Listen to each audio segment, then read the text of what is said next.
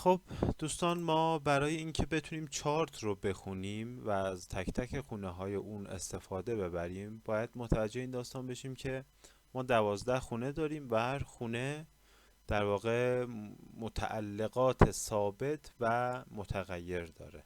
خب و بروج و کواکب در حال چرخش هستند دائم در این خونه ها. منتها ما یک تعداد منصوبات برای به صورت ثابت برای خونه ها داریم، یک تعداد منصوبات برای بروج، یک تعداد منصوبات برای کواکب داریم. حالا این منصوبات چی هستن با هم دیگه قرار در این جلسه صحبت بکنیم که جای گرفتن هر یک از این کواکب و یا بروج در اون خونه خاصیت ثابت اون خونه رو ممکنه که تغییر بده. خب ما در ابتدا برای شروع بحث در واقع منصوبات خودمون مجبور هستیم که از منصوبات ثابت خونه ها ابتدا شروع بکنیم به صحبت کردن که هر خونه ای نه کوکب نه بروج، که هر خونه ای ذاتاً چه منصوباتی داره. خب حالا فرض مثال ببینید خونه اول که بهش طالع گفته میشه. طالع حالا در بررسی شخص میشه طالع شخص و در بررسی های مختلف از حالت شخصی به حالت ممکن اجتماعی و یا بررسی های کلی یک موضوع یا بررسی یک اجتماع هم میتونه تبدیل بشه. فرض مثال طالع ما برای یک شخصیه که میخوایم برای طالع تولد اون شخص از لحاظ احکام آسترولوژی اون رو بررسی بکنیم. خونه اول میشه طالع اون که مربوط به جسم و جان اون شخص، شخصیت اون شخص رو مشخص میکنه، حتی صورتش و طالع بینی. مثال میگم زمانی که زهره در طالع قرار میگیره به شخص زیبایی میده، اصلا بدون اینکه ما شخص رو ببینیم. همین که زهره در طالع نشسته میگیم که این شخص چهرش حالا به اصطلاح خوشگیافه هست. متوجه هستین چی میگم؟ این میشه احکامی که به صورت ثابت برای خونه اول در نظر گرفته میشه. یا مثال وقتی که شمس در خونه اول قرار میگیره میگیم که چیه؟ شخص از لحاظ فیزیکال بدنش سرش یکم بزرگتره، یا اگر در صورتش بخوایم صحبت کنیم میگیم که بینیش یکم بزرگتره، خب چشماش درشتره و این منصوبات اصلی اون خونه رو تغییر میده، کواکبی که در اون خونه نشستند. خب حالا خونه دوم مربوط به چیه؟ خونه دوم مربوط به ثروت، دارایی ها، داشته ها و نداشته های مالیه. حالا من دارم به صورت گذری توضیح میدم. مربوط به پوله، مربوط به لباس هم میشه بعضن. خب فرض مثال اگر خورشید که اصطلاح بهش شمس میگیم، شمس در خونه دوم نشسته باشه میگم که چیه؟ این شخص خوشتیپه.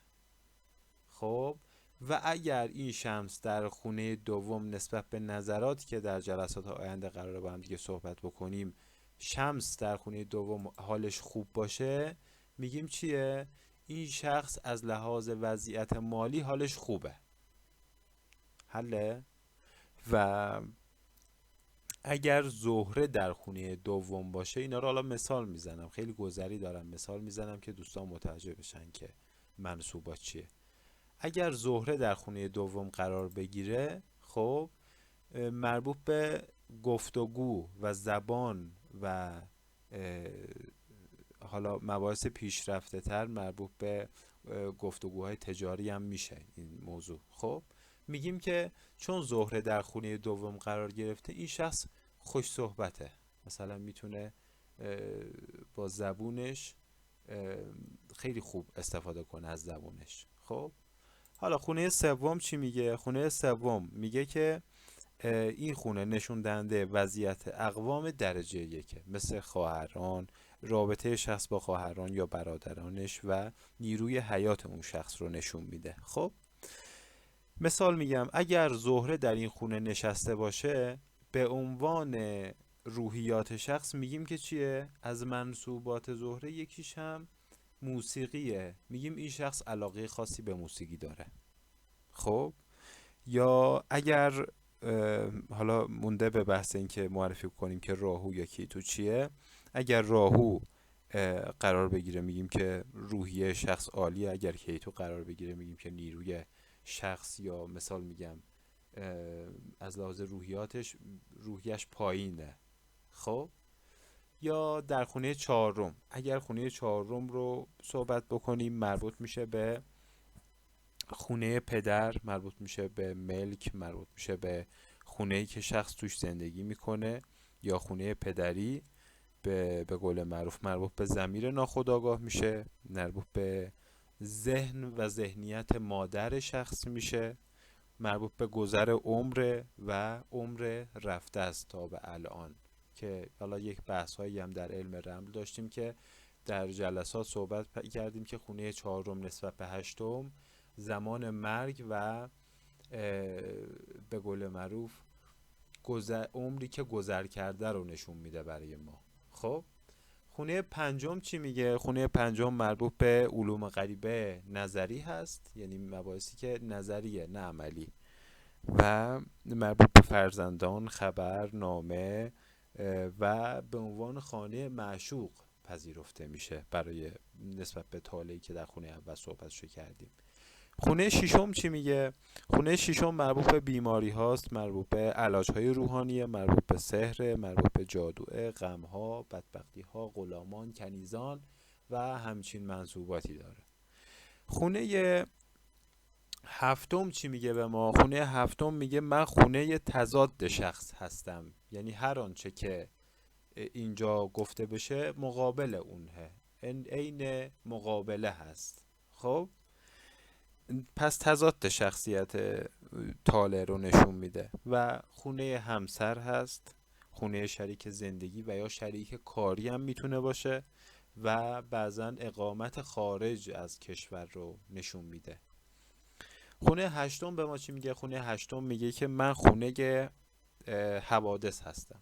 خونه هشتم مثلا مشهور به حوادثه، میگیم که مربوط به حوادث، مربوط به ارث، حالا ممکن ارث پدری یا مادری باشه که این متغیره، مربوط به مرگ میشه، مربوط به جراحی ها و عمل ها هم میشه. و حالا بحث های مختلفی باز میشه که مثل مربوط به اتاق خواب میتونه باشه، مربوط به امور جنسی و ارگان جنسی بدن هم میتونه باشه که حالا صحبتش بمانه برای جلسات بعد. خونه نهم به ما چی میگه؟ میگه من خونه معنویتم، معنویت شخص رو نشون میدم. خب مسافرت های دور و دراز به من مربوطه، این خونه میگه. و خونه دهم چی میگه؟ خونه دهم مربوط به اجتماع هست، مربوط به حالا در بررسی هایی که مربوط به یک جمع هست یا یک کشور هست، مربوط به پادشاه هم میشه، مربوط به رهبر اون کشور میشه. بعد آرزم خدمتتون که مربوط به شغل و عمل هم میشه که حالا گذری صحبتشو خواهیم کرد.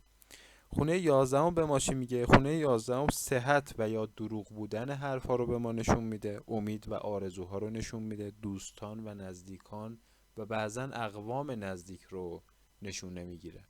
و نهایتا خونه 12 میگه من خونه مرگ هستم، خونه جدایی ها هستم، خونه رهایی هستم، قطع روابط هستم و همچین منصوباتی داره. حالا ما یک تعداد از اینها رو برای شما بازگو کردیم که خیلی خیلی مفصله، بنده صرفاً یک بخشی از اون رو بازگو کردم که دوستان متوجه منصوبات ثابت خونه ها بشن و بدونن که قرارگیری ستاره ها و یا کواکبی که در این خونه ها و بروجی که چرخش دارن در این خونه ها باعث تغییر این احکام ثابت میشه. یعنی ممکنه که ما الان بگیم این خونه مربوط به شخصیته، ولی در مواقع دیگه اینها تغییر پیدا میکنه.